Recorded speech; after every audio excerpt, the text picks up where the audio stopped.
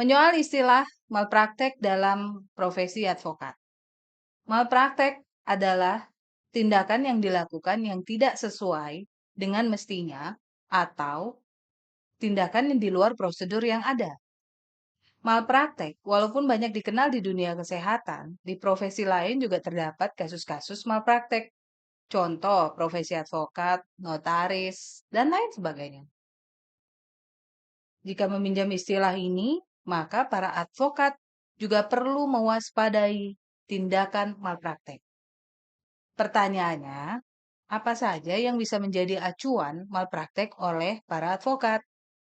Dari berbagai sumber, malpraktek dalam dunia advokat, acuannya berdasarkan ketentuan organisasi, profesi, atau badan khusus yang dibentuk untuk mengawasi tugas profesi berdasarkan peraturan perundang-undangan dan kode etik masing-masing profesi.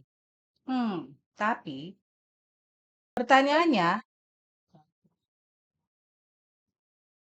pertanyaannya, apa saja yang menjadi acuan malpraktek oleh advokat?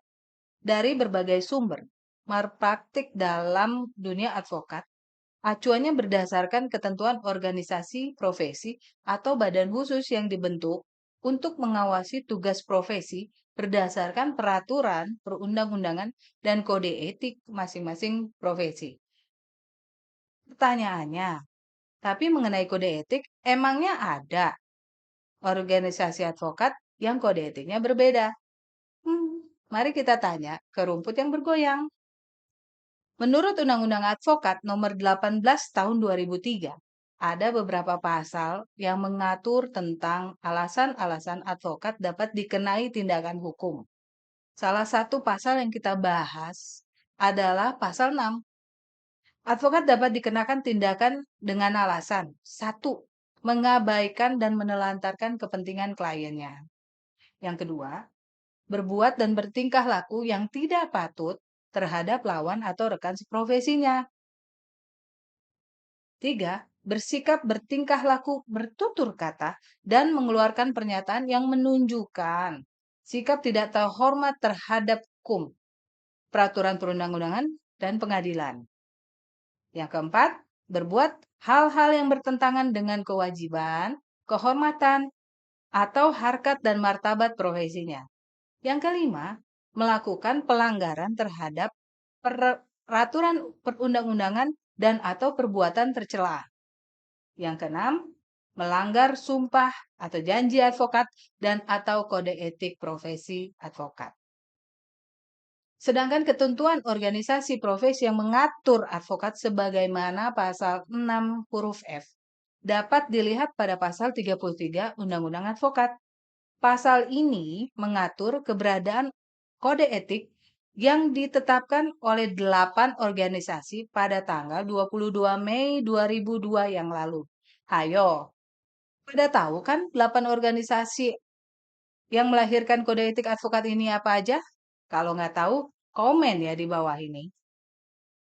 Mempunyai kekuatan hukum secara mutatis dan mutandis. Menurut Undang-Undang Advokat masih ada ketentuan penggantinya oleh organisasi advokat.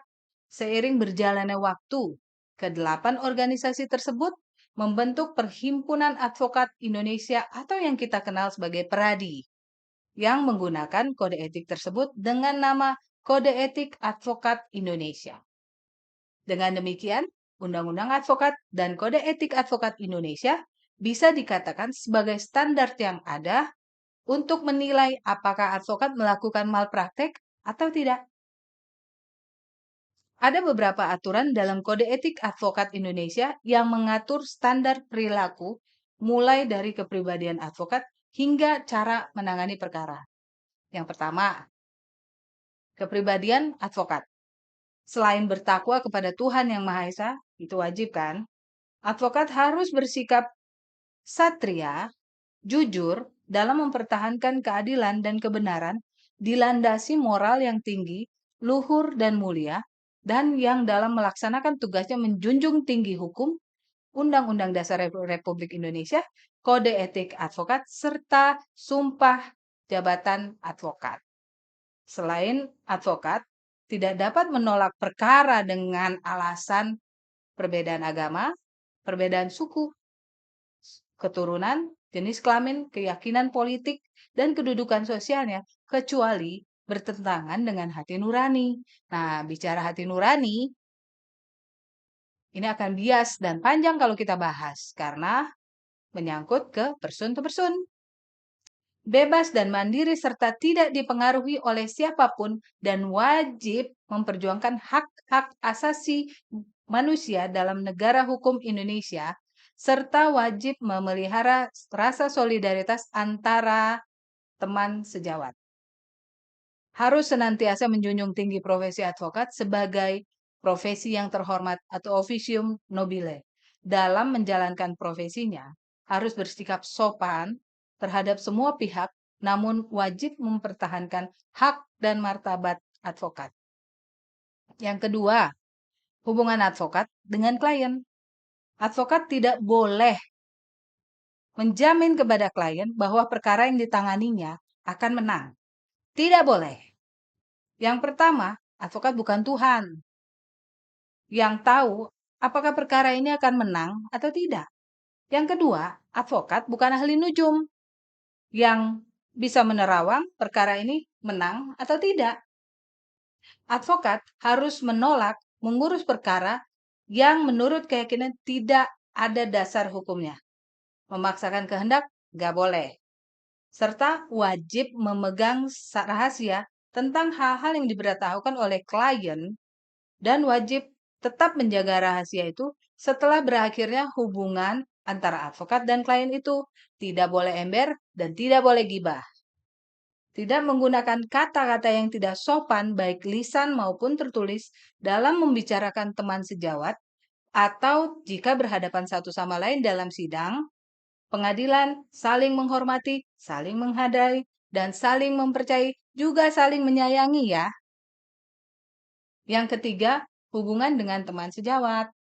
Saling menghormati, saling menghargai, dan saling menyayangi, serta saling mempercayai tadi, tidak menggunakan kata-kata yang tidak sopan, baik secara lisan maupun tertulis dalam membicarakan teman, sejawat, atau jika berhadapan satu sama lain dalam sidang.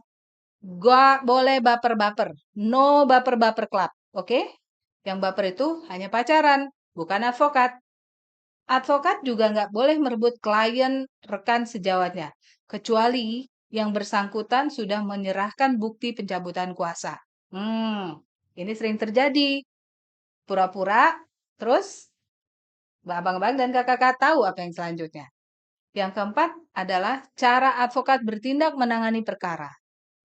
Surat-surat yang dikirim oleh advokat kepada teman sejawatnya dalam suatu perkara dapat ditunjukkan kepada hakim apabila dianggap perlu, kecuali surat-surat yang bersangkutan dibuat dengan membubuhi catatan sense prejudice. Apa itu sense prejudice? Nggak tahu? Komen juga. Dalam perkara perdata, advokat hanya dapat menghubungi hakim apabila bersama-sama dengan advokat pihak lawan. Nggak boleh main sendiri. Dan apabila ia menyampaikan surat termasuk surat yang bersifat ad informandum, maka sehendaknya seketika itu tembusan dari surat tersebut wajib. Ingat ya, wajib diserahkan dan dikirim pula kepada advokat pihak lawan. Dan dalam perkara pidana, advokat hanya dapat menghubungi hakim bersama-sama dengan jaksa penuntut umum. Kalau menghadap sendiri-sendiri, mau ngapain ayo?